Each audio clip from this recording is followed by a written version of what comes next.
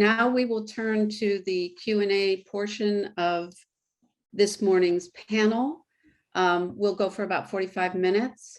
I would like people to use the raise hand function, and I will call on people as their hands are raised. So I see some appearing already. So we'll begin with Lynne Joyrich, and then Holly Case, and then Sharon Krause. Okay. Thank you both so much for such interesting talks.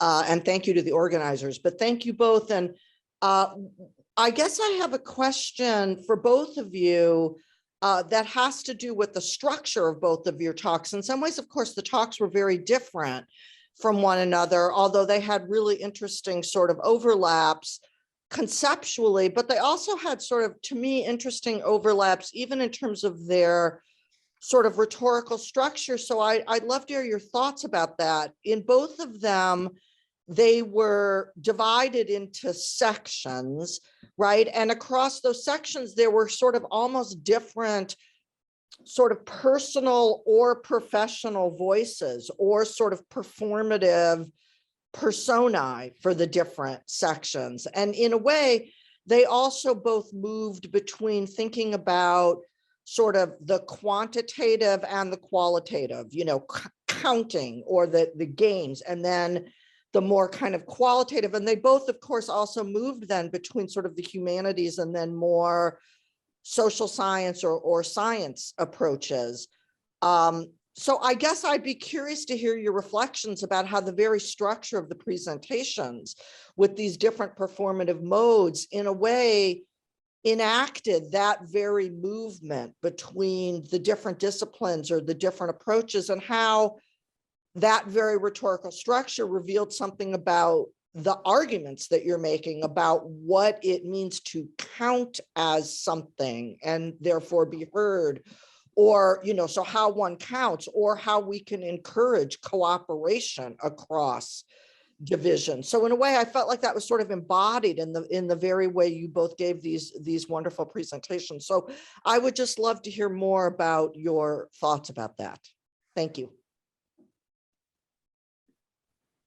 Zachary, would you like to go first? Sure, I could.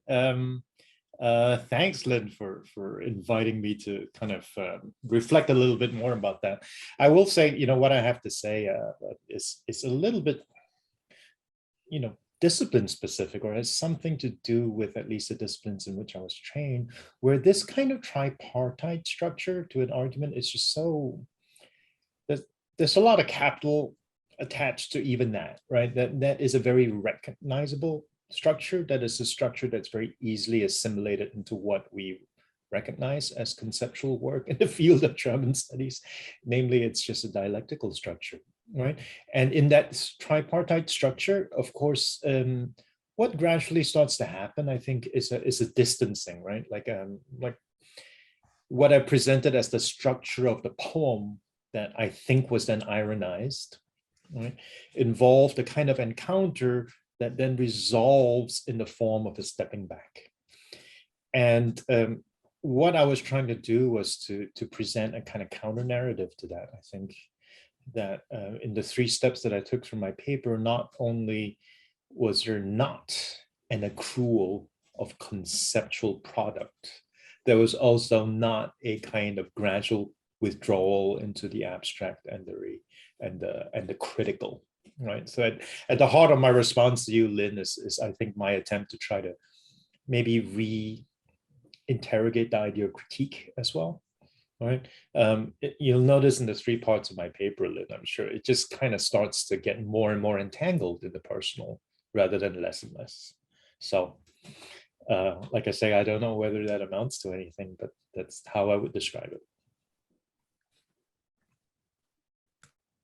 Yeah, thanks, Zachary. I agree. I mean, in terms of my structure, I drew a lot of inspiration from Adi's essay on concepts and this kind of, you know, I was trained in analytic philosophy, but I really love to engage with other traditions, and Adi's, I think, you know, more post-structuralist postmodernist, if you like to put it that way, idea of conceptual work as a kind of performance, I was kind of modeling the structure on that, where I would sort of bring you all into the kind of theory and ideas of methodological individualism before performatively sort of blowing them up and suggesting a different kind of concept. But in a way that I felt a little bit more free than what I would do if I was giving a talk to a bunch of analytic political philosophers, for example. And so, yeah, I really appreciated digging into some of Adi's philosophical work.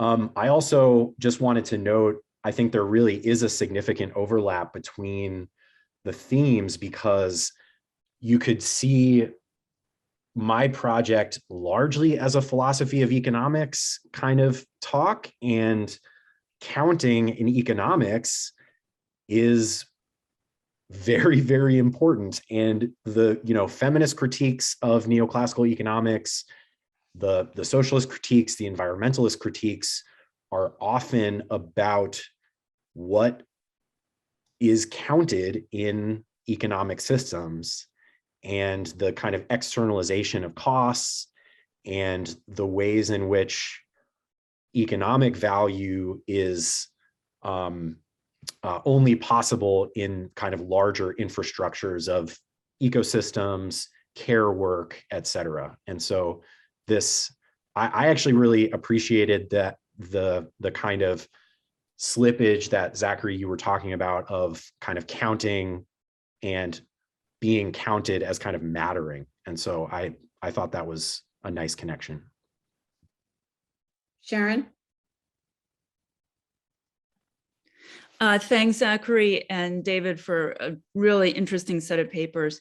I had some thoughts I had a lot of thoughts during both papers, but the thought I had as David was talking was a thought about how these two papers kind of speak to each other. So I wanted to put this on the table and see what you guys both think about that.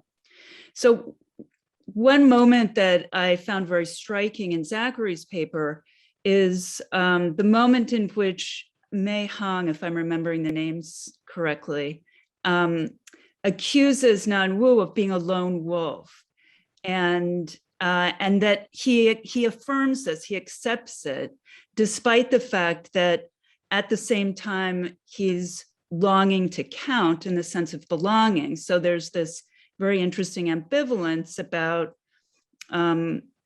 counting as involving both belonging and at the same time being recognized as somehow distinctive or individuated within a multiplicity that, as Zachary said, threatens to possess you. Or I think, Zachary, you said, there's a risk always in counting in the sense of belonging, of being possessed by other voices. And what struck me as David was talking is the idea of cooperation as an end, in which the common good, or even potentially the we that is cooperating, is collectively constructed by participants. And it occurred to me that if the we of belonging is itself always being cooperatively constructed, then in that kind of a we, in that kind of counting, there's maybe less risk of being possessed by other voices. So that's maybe a way in which David's idea of cooperation might speak to this very interesting ambivalence and the risk of being possessed in counting in Zachary's paper. But then it seems to me that Zachary's insight about the risk of being possessed, particularly for people who are marginalized in some way, is a healthy reminder to the idea of cooperation that David offers, a reminder about kind of the persistent or pervasive risk of possession, particularly for people who come to the belonging from the outside in a way. So anyway, any thoughts you have about that, I'd be interested in hearing. You go first, David, this time. Thanks. Yeah, thanks, Sharon. Those are wonderful insights. Initially, I was thinking that you were going to say something different about the connection, and it, in particular, like, you know, the way in which I think my presentation was sort of working both within and against kind of the technoscience of economics. But the way that you connected this idea of the cooperative construction of a we through the construction of a common good with Zachary's idea of kind of the risk of being possessed. I really need to think more about this before I say anything very insightful, but I appreciate that connection. And Zachary, before I say more, I would just urge you to maybe say a little bit more about that kind of risk of being possessed that Sharon drew attention to. And then maybe after you're done kind of clarifying that, I could say maybe something else about it. But thanks, Sharon. Okay.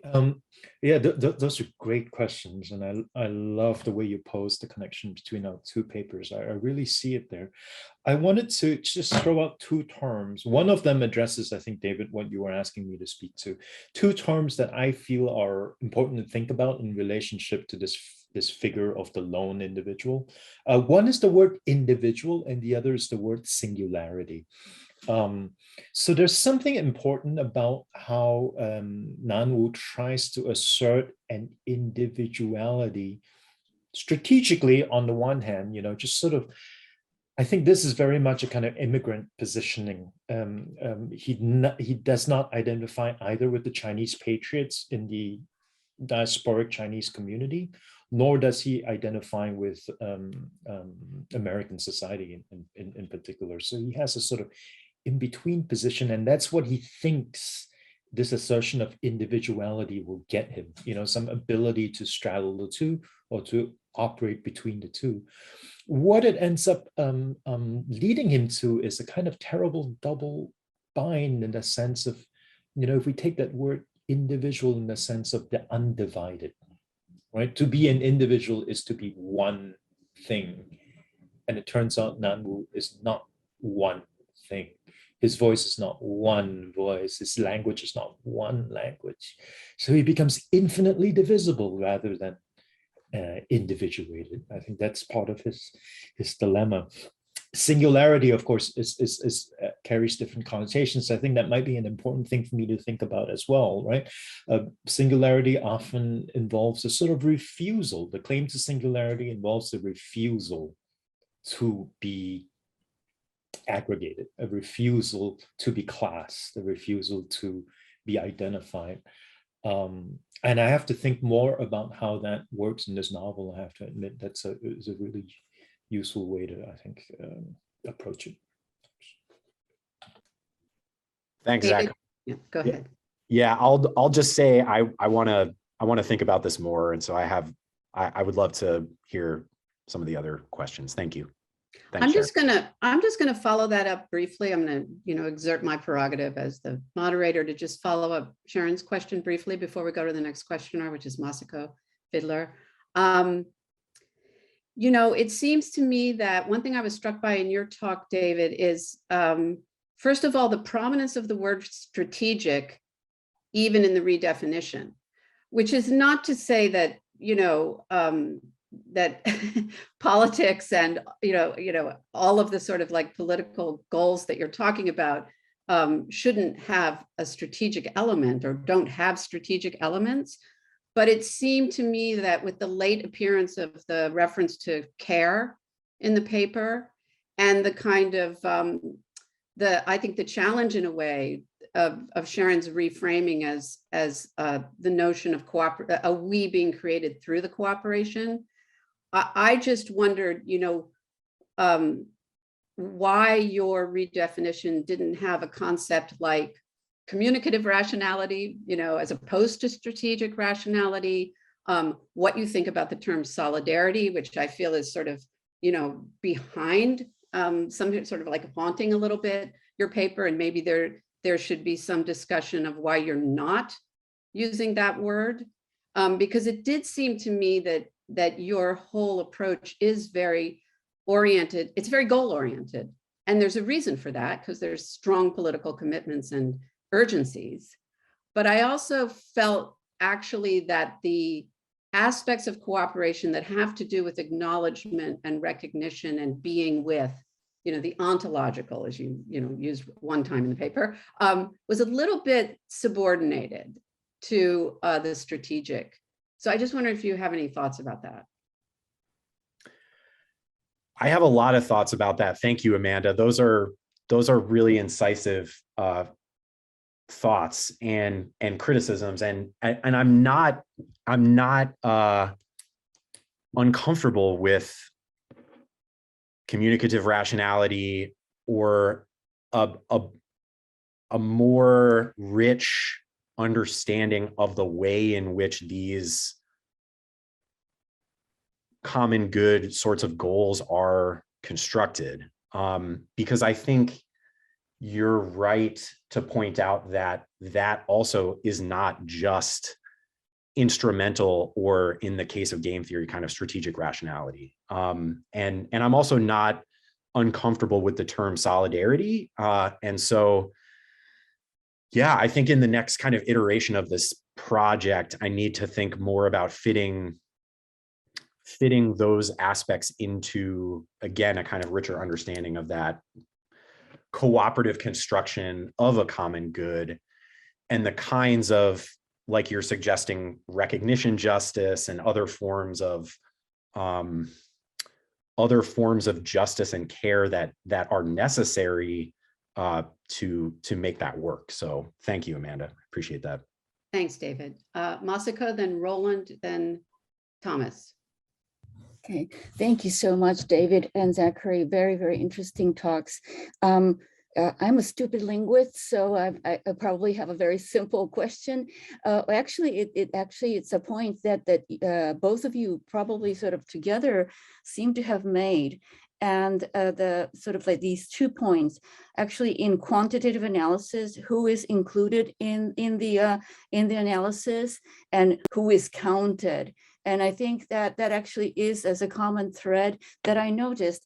And I think this is actually an excellent sort of like a point, because when one is engaged in quantitative analysis, you have to make judgments about what to select and what to disregard. And so a lot of subjective judgments come in. And so, I think the bipartite sort of thinking about, this is quantitative, this is qualitative, I think that's actually wrong.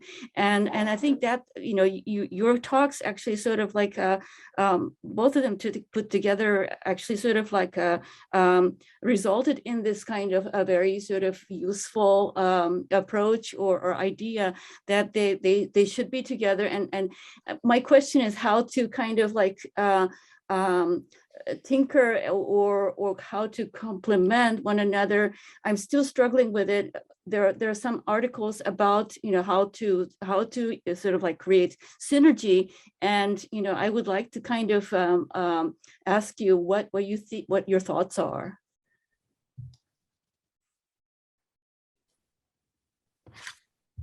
Zachary, do you have any thoughts on combining the qualitative and the quantitative? Not in the form of a proposal or a suggestion. I will say, Marco, one of the things that I left out of this paper that I came up with was the whole idea of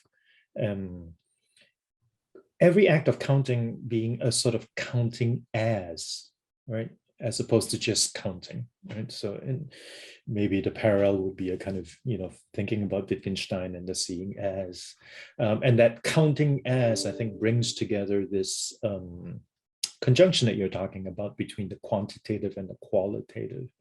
One of the brief mentions that I made in my paper was to the the project of the census.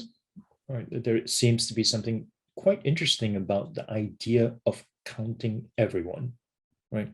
Of a count that would leave nothing out, a count that would not do what you were saying, right? You know, sort of making some qualitative judgment about what to count and what not to count, right? But really counting everyone, counting everything. But as we saw, like with the case of the 2021 census, that's just a fiction, right? That's a utopian project. Yeah, I'll just add that as a philosopher of social sciences and biology, a lot of my work is about discussing the ethics and politics within the methodologies, including the kind of counting methodologies of the social sciences. And so I really appreciated that comment. And you know, one of the examples that I've researched is the way in which climate economists have treated the probability of kind of catastrophic levels of climate change, and how the subjective judgments or value-laden judgments go into models, which, you know, I argue in my work are just kind of like they're too optimistic to be ethical. And so the way in which ethics is embedded in these kind of quantitative social sciences, I think, is a really important kind of, there's a recognition of this in philosophy of science that I think is very important. And so thank you. Rolland. Okay. All right. Thanks to both of you for those two wonderful papers. I have a question that's to Zach. I was just wondering how much consideration you'd given to the sort of place of the literary market in shaping some of the dynamics around this novel, right? It seems to me that, you know, this work is occurring in a climate in which, you know, the concept of Asian American literature has really sort of bloomed as a sort of distinctive marketplace, which raises all kinds of questions about the consumption of that literature and the terms in which, you know, a kind of a legitimate and legible form of Asian American literature, it can be presented to the public, right? So it seems to me this is kind of like a central concern, right, around counting what counts and so forth, right? So I'd like to hear your thoughts about that as an issue. And then just as a sort of like observation, as I was listening to your paper, Non-Wu's sort of anxieties in this text, right, about his ethnic authenticity, his mode of expression, and so forth. In some ways, right, these seem like the sort of coins of the realm, right, in sort of establishing an Asian American, you know, literary mode of expression, right? Those tensions and anxieties. So there's a curious tension between his sense of himself as being unseen and illegible, and the fact that these are actually the core preoccupations of a kind of Asian American tradition. So if you could just reflect on some of those concerns, that'd be great. Thanks, Rolland. I'll try to pick up some of those. Those are all really, really good things to think about. I will say, in terms of the literary market and the marketplace that is, you know, publishing, that is the world of publishing. What's interesting to me, I tend to think of things in, you know, not strictly quantitative terms. So when I try to sort of look into that, what I end up doing very often is reading reviews in places like the New Yorker or the New York Times, rather than trying to look at numbers. What's interesting about Ha Jin is that his so-called American novels are judged to be far less successful than his Chinese novels. And I call them Chinese novels not because they're written in Chinese. These days he writes almost always in English, but the novels set in China or set in Asia are much more popular and have a much more straightforwardly positive review than the so-called American novels. There's something that makes us uncomfortable about his voice as an immigrant voice, and I'm trying to understand what that is. The reviews of A Free Life are not very positive. You know, I gave you some impression of them. They seem to be mixed. And related to that is the question, I don't know if this addresses the second part of your comment, Rolland, that his English is really sort of beautiful to read in some ways, but he deliberately leaves in solecisms, right? And they have a really interesting effect on the novel, even in the fragments of the poetry that I showed you. You notice some of that, and it's very hard to say with an immigrant writer to what extent that is part of a kind of strategic presentation of a voice. But I think it has a very interesting effect that I haven't quite figured out yet. So sorry, I'm not very, I haven't thought these thoughts through to the end, I think. Thomas.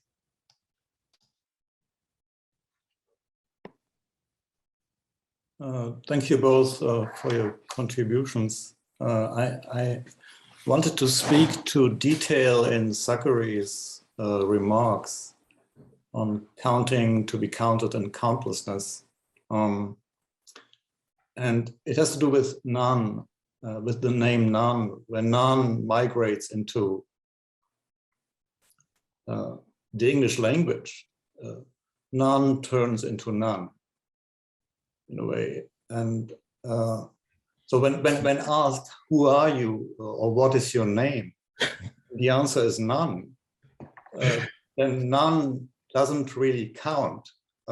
You cannot count on none.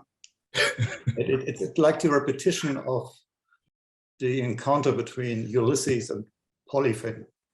And Polypheme, he's obsessed with counting sheep and so forth.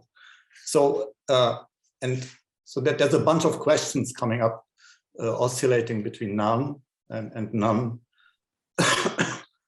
Not only does none not count in a world obsessed with counting, it always starts with one and not no one.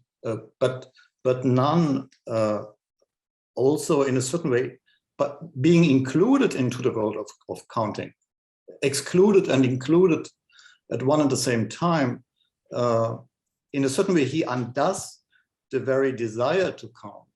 So that there's a blockage happening with none arriving into this world, into this English world of counting, and the oscillation between none and none, you can no longer count on.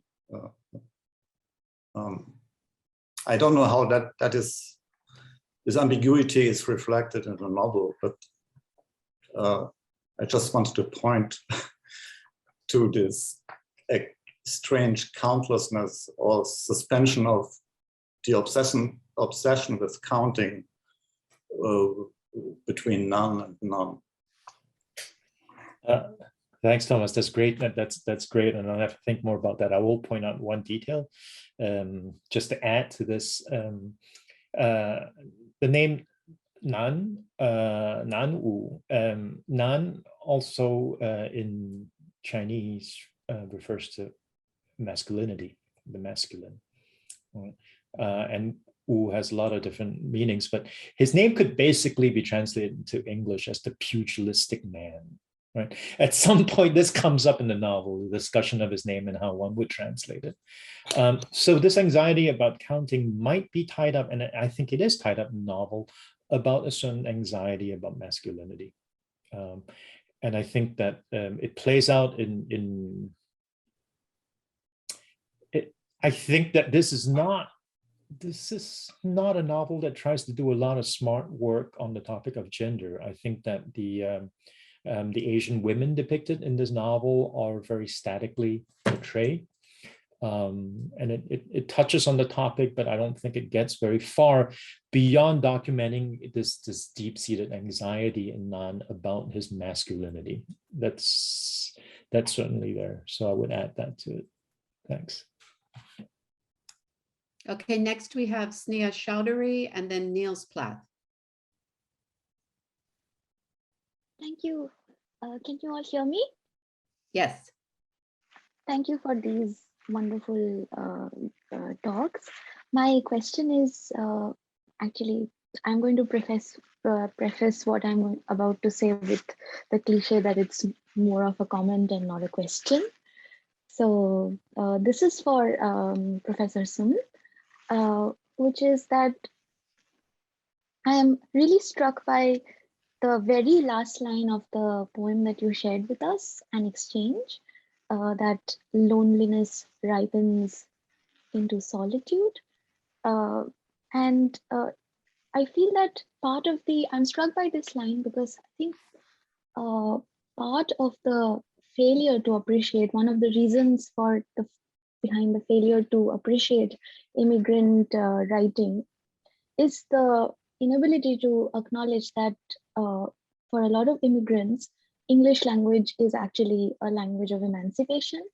It's neither a language of fetish, nor a language of embarrassment, as it is with a lot of people in the West.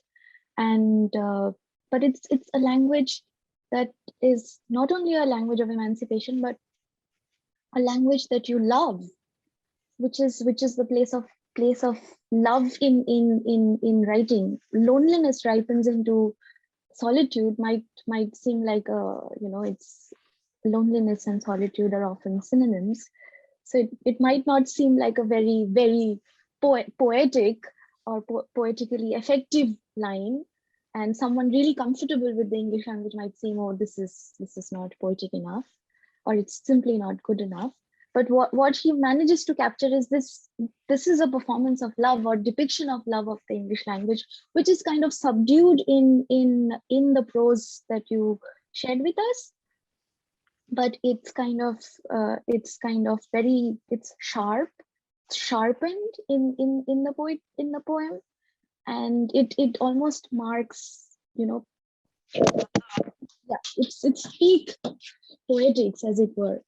That's where he inscribes his poetics with this kind of love of the English language. And even and it's also because, you and I both are I'm in conflict, of course, but also I'm interested in German studies. There is, of course, this inability to acknowledge English as a language of emancipation. And that is also often accompanied by a lot of fetishization of European languages.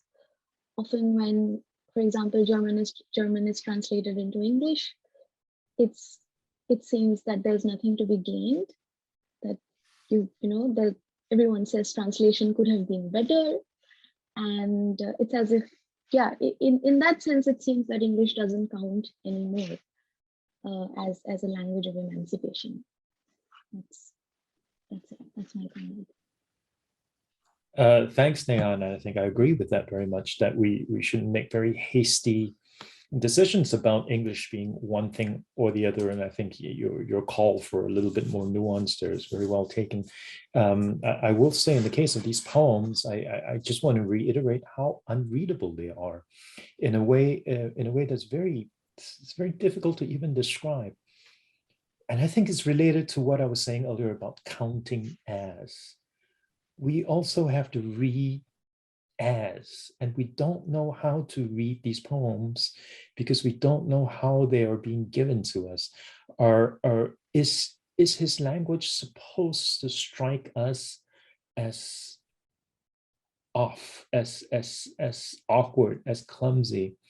In that sense, corroborating what the reviewers say, like judgments that Nanwu himself seems to have agree with, yes, my English is terrible. Are they meant to corroborate that? Are they meant to show the opposite? Are they this sort of moment of triumph in this book at the very end where we go, oh my God, his poetry is great, right? What's he worrying about? There's a kind of unreadability that has to do with measurement. We cannot judge their merit, but I think that's the point, right? That this is saying something about the system that we have in place for weighing, literary merit, perhaps. Thanks, Neha. Niels? Yeah, thank you. I hope you can hear me. Just because I'm a non-familiar face to most of you, I'm teaching in the German department in German studies this semester as a visiting professor. And thanks for both of the papers. Who counts what counts and from where was one of the takes I took away thinking about this, the question of who determines the modes of recognition, of being validated, of being quantified from Zachary's paper, and this where makes us aware of rationalities, temporal and spatial. And I think it was interesting that the poem's title is called Exchange, and maybe that's a connection to David's wonderful paper when bringing this exchange into a relation with sharing that he talked about, maybe a possibility. This act of reciprocal giving and receiving that exchange is defined as made me thought about transfer processes that take place through and with what's being called more than once in the book that Zachary talked about as our language or our languages. And a possible exchange is being talked about in the reaction of the editor in this harsh rejection of the book. And I hope I quote that correctly. She said, "Can you imagine your work becoming part of our language? Can you imagine your work becoming part of our language?" And I mean, we could dissect that sentence, stressing the imagine, the work, the becoming, and this becoming is something that is later in the poem itself being picked up maybe in a strange formulation that I found there. And at the very end of the poem, and Zachary quoted that, it says, to write in this language is to be alone, to live on the margins where loneliness ripens into solitude. So the becoming and the ripens kind of interest me here, standing between the loneliness and the solitude. And maybe Zachary, you can allude a little bit on this difference between loneliness and solitude. And I kind of looked up, the definitions of these two words. Lone meaning having no companion, being apart, alone, all one, and the solitude, of course, deriving from the Latin solus, uninhabited, only alone. So maybe you can, say something about this striking passage that either comes across as very ironic, or is it the high tone reverberating the mentioning of the so-called great poets that you also underlined, Conrad and Nabokov, here in this very almost ironic tone of poetic voicing in this passage. That's it. So I just need to intervene for a second because we actually are at time for this session. So Zachary, I just want to alert you to that, and maybe you could respond in a fairly economical way. That's all. Go ahead. I'll just say two things. One of the first things I did when I was trying to make sense of that line is something that made no sense at all, which is that I looked up the Chinese translation of that poem and his book, hoping to find some clarity, which makes no sense because Hanjin wrote this in English and later translated into Chinese. So I don't know why that led me down this strange, it's something to do with the desire for clarity, between the desire to find a difference between those two words, loneliness and solitude. And when it didn't work in English, I went to Chinese, didn't find it there either. The ripening, I will say, and the becoming is I think part of the ironization of the Bildungsroman as a model. Right, the immigrant novel is not a Bildungsroman, and these economies of becoming, economies of ripening, are, if they're present, then sort of ironized. Okay, so let's just give a round of applause to our wonderful speakers. Thank you so much, Zachary and David, for getting us off to such a great start.